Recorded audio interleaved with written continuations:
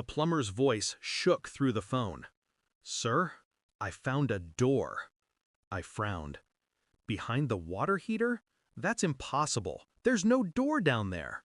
Silence. Then the faint click of a photo arriving in my inbox. My hands went numb before I even opened it. Rust, hinges, a lock fused into the wall like it had been waiting to be discovered. By the time I descended into the basement, the plumber's face was pale, his body trembling. He gestured toward the heater with a hand that couldn't stop shaking. I saw it. The lock looked old, but not untouched. Fresh scratches carved into the metal where someone had used it often. Someone who lived here. My house. My wife's house. We broke it open together. The hinges groaned like something breathing for the first time in years. The air that escaped was sour, damp, rotting. He gagged first, then vomited into the drain. I didn't move, because what lay beyond that door wasn't just horrifying, it was familiar. The room was small, a hidden chamber carved into the foundation itself.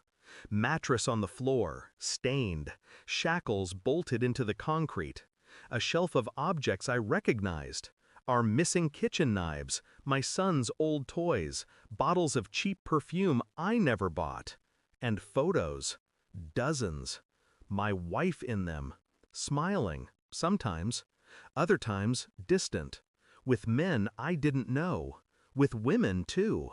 The images weren't stolen. They were posed, offered. My chest hollowed as I stared. Infidelity had a name I could accept, but this was orchestration, a double life walled into my own home, a ritual space for her other existence. The plumber mumbled apologies, stumbled upstairs, and left me standing alone in that hidden room. The lock lay broken at my feet. I closed the door, not to hide it, but to claim it. The days after, I played my role: husband, listener, provider. But the chamber lived in my head like a tumor. Her phone became my map, passwords, messages, late-night calls she thought deleted. She wasn't careful. She never had to be. I was the fool who trusted. Names surfaced, addresses, transactions traced to cash deposits at odd hours. A pattern forming with surgical precision. I began collecting evidence quietly.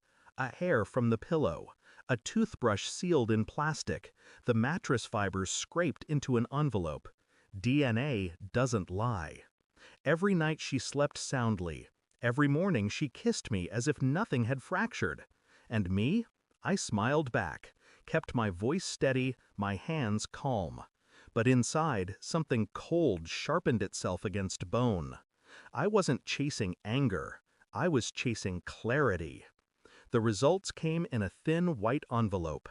The child upstairs, the one who carried my last name, was not mine.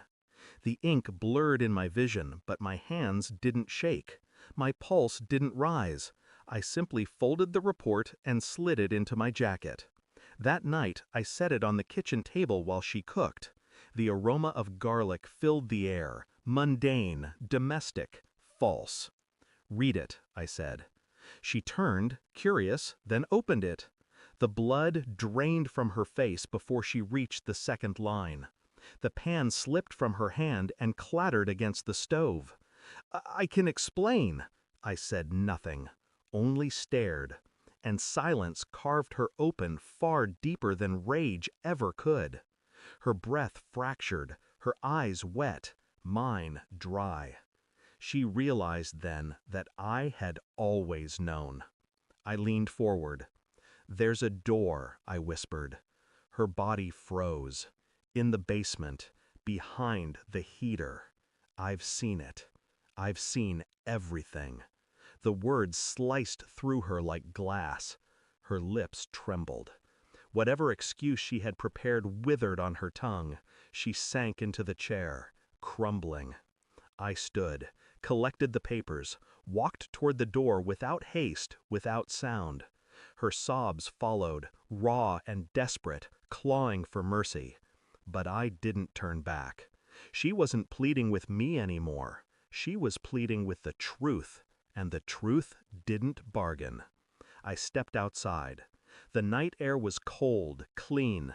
The house behind me glowed with warm light, but inside, it was a mausoleum now, a place where trust had rotted, where love had been buried under lies and cement.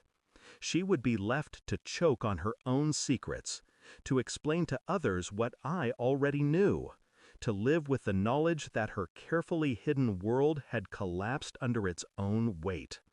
I felt nothing for her, no pity, no sorrow, only clarity. Because betrayal does not destroy you, it frees you.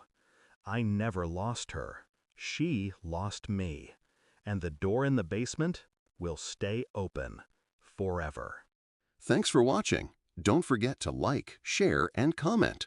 Subscribe now to Cheating Stories Insight World for more amazing stories.